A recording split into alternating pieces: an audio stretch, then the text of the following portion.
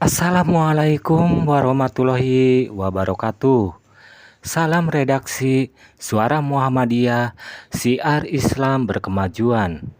Edisi tahun ke-110 1 sampai 15 Februari 2025. Pembaca yang terhormat yang dirahmati Allah, selama ini di setiap Ramadan mayoritas masjid dan musola Muhammadiyah selalu semarak dengan aneka kegiatan, di antaranya adalah ceramah, jelang buka puasa, jelang atau pasca tarawih, maupun pada subuh. Ini tradisi baik yang perlu dipertahankan. Namun ada yang perlu diperhatikan oleh para takmir, yakni imam dan penceramah yang ditunjuk harus dipastikan tidak bermanhaj atau berpaham agama yang menyelisih paham agama Muhammadiyah. Jangan sampai ada imam dan penceramah yang membid'ahkan cara sholat tarawih dengan pola 4-4-3, menolak hisab dalam penentuan awal bulan, membid'ahkan duduk tawaruk di tahiyat, sholat subuh, dan lain sebagainya. Nah, itulah sedikit ulasan dari redaksi Suara Muhammadiyah menjelang bulan Ramadan. Baiklah, di kesempatan kali ini izinkanlah saya akan membacakan sebuah sajian utama bagian ketiga yang berjudul Ngeri-ngeri Sedap AI. Semoga apa yang disampaikan si pembaca bermanfaat dan bisa menambah wawasan untuk kita semua. Dengan segala kerendahan hati, marilah kita dengarkan sejenak.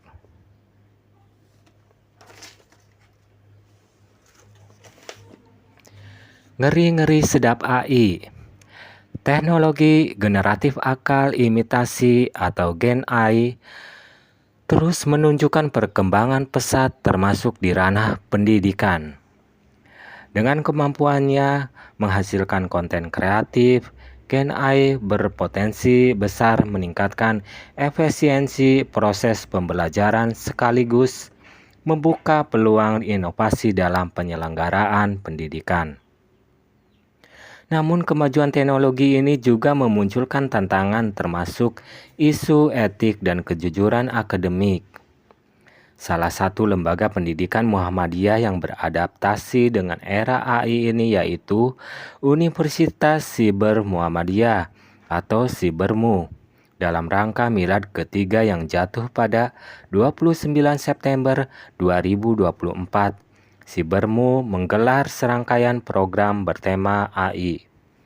Program ini mencakup kompetensi video, gambar, hingga lagu berbasis AI dengan tujuan mengedukasi sekaligus meningkatkan literasi masyarakat tentang teknologi mutakhir ini. Menurut Rektor Sibermu dari Bambang Rianta MT, momentum milad ini digunakan untuk mendekatkan AI kepada masyarakat. Kita ingin masyarakat memahami potensi luar biasa dari AI. Ini bukan hanya soal teknologi, tapi juga tentang bagaimana kita memanfaatkan alat ini untuk meningkatkan kreativitas dan produktivitas, ungkapnya. Bambang menjelaskan, meskipun AI telah menjadi bagian dari kehidupan sehari-hari, masih banyak pihak yang belum memahami sepenuhnya manfaat dan resiko yang ditawarkannya. Teknologi ini seperti pisau, bisa digunakan untuk kebaikan atau sebaliknya. Yang penting adalah literasi dan pemahaman yang cukup sebelum menilai, ujarnya. Bambang menyoroti bahwa AI justru dapat menjadi alat yang memperkuat kreativitas manusia. Memang kalau saya sering menyebutnya itu ngeri-ngeri sedap.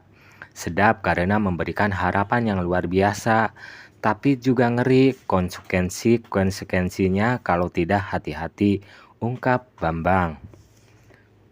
Perkembangan AI pun menghadirkan tantangan besar.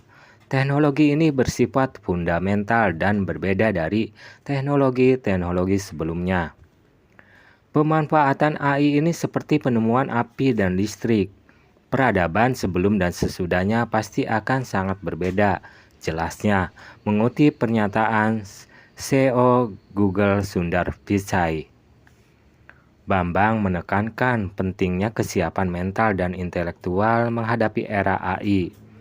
Kecerdasan AI terus berkembang secara eksponensial, bahkan melampaui manusia pada banyak aspek. Namun, Bambang juga mengingatkan perlunya pendekatan kritis terhadap teknologi ini.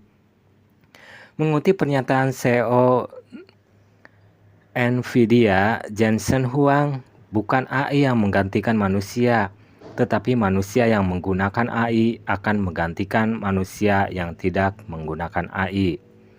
Sebagai universitas yang berbasis teknologi, Bambang mengungkapkan bahwa Sibermu memiliki tanggung jawab untuk membangun literasi AI di kalangan kader Muhammadiyah.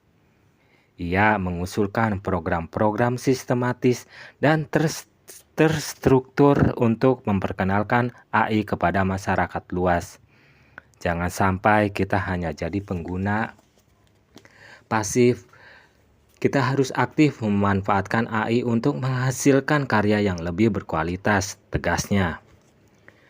Di tengah optimisme manfaat AI, Bambang tetap mengingatkan tentang potensi resiko teknologi ini. Ia menyoroti fakta bahwa AI dapat mengambil keputusan sendiri, bahkan menampilkan perilaku tak terduga. Namun, Bambang tetap percaya bahwa AI adalah alat yang bisa membawa manusia ke tingkat peradaban baru. Yang penting adalah bagaimana kita memahami dan mengarahkan teknologi ini. Muhammadiyah harus berada di garis depan dalam memanfaatkan AI untuk kemajuan umat, tegasnya. Sementara itu, Wakil Ketua Majelis Pendidikan Dasar Menengah dan Pendidikan Nonformal atau Dikdasmen PNF, pimpinan Pusat Muhammadiyah R. Alpa Amirrahman PhD mengungkapkan bahwa AI dapat meningkatkan akses pendidikan, terutama bagi daerah terpencil maupun siswa dengan kebutuhan khusus melalui teknologi yang tepat dan canggih. Selain itu, AI mampu menganalisis data siswa seperti potensi akademik atau kesulitan belajar, sehingga intervensi pendidikan bisa lebih terarah. Bahkan, AI dapat membantu pekerjaan administratif, membuatnya lebih efisien sehingga guru dapat lebih fokus pada siswa, jelasnya. Namun, di balik potensi besar AI, terdapat beberapa tantangan yang perlu diantisipasi. Alpa menyoroti persoalan privasi dan keamanan data sebagai tantangan utama. Data security menjadi isu krusial karena ada potensi penyalahgunaan data siswa, ungkapnya. Tantangan lainnya adalah keterbatasan teknologi dan kesenjangan akses.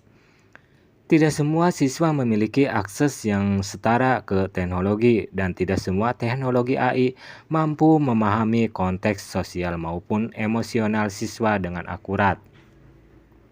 Isu etika dan bias dalam AI juga menjadi perhatian penting. AI bisa saja menimbulkan ketidakadilan.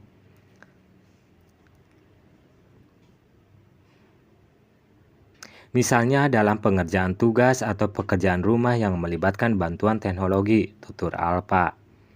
Ia juga mengingatkan bahwa meski AI sangat membantu, peran guru sebagai teladan moral, uswatun hasanah tetap tidak tergantikan. Alpa menggarisbawahi bahwa sekolah dan madrasah Muhammadiyah harus mempersiapkan diri untuk menghadapi era AI dengan beberapa langkah strategis. Pertama, diperlukan pelatihan intensif bagi guru dan siswa dalam keterampilan pemanfaatan teknologi. Kedua, penyusunan kurikulum adaptif yang mampu mengintegrasikan AI ke dalam proses pembelajaran menjadi hal yang mendesak. Infrastruktur teknologi juga harus disiapkan. Oleh karena itu, kolaborasi dengan industri sangat penting, baik untuk penyediaan teknologi maupun peluang magang bagi siswa, terutama di SMK di industri yang berbasis AI, ujar Alpa. Ia menambahkan bahwa pemahaman etika dan moral juga harus diberikan kepada guru dan siswa agar AI tidak disalahgunakan. Kita harus memastikan penggunaan AI tidak justru menurunkan daya berpikir kritis siswa, tetapi sebaliknya memperkuatnya. Tutup alpa. Direktorat Pembelajaran dan Kemahasiswaan Direktorat Jenderal Pendidikan Tinggi, Riset dan Teknologi telah menyoroti pentingnya penyusunan panduan etik untuk penggunaan generatif akal imitasi atau Gen AI di dunia akademik. Agus Sudibyo dalam bukunya Memahami AI Sebuah Panduan Etik menekankan pentingnya literasi AI di berbagai kalangan. Literasi ini bukan berarti semua orang harus menjadi ahli di bidang AI, tetapi lebih pada pembekalan kompetensi dasar untuk memahami dan menggunakan teknologi AI secara bijak. Kejujuran merupakan fondasi dalam penerapan teknologi AI di dunia akademik. Pengguna AI generatif harus mampu mempertimbangkan implikasi penggunaan teknologi ini terhadap berbagai aspek, termasuk keaslian karya, perlindungan hak cipta, dan privasi. Panduan etik yang komprehensif akan membantu menciptakan lingkungan akademik yang mendukung inovasi sekaligus menjaga integritas.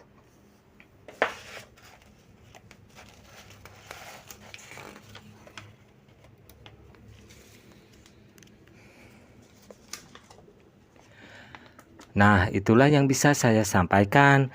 Akhir kata hanya itu yang bisa si pembaca sampaikan dengan segala kerendahan hati. Bila mana ada ucapan yang kurang jelas ataupun dalam cara menyampaikannya, si pembaca hanya bisa mengucapkan kurang lebihnya mohon maaf yang sebesar-besarnya. Wabillahi taufiq wal hidayah. Wassalamualaikum warahmatullahi wabarakatuh.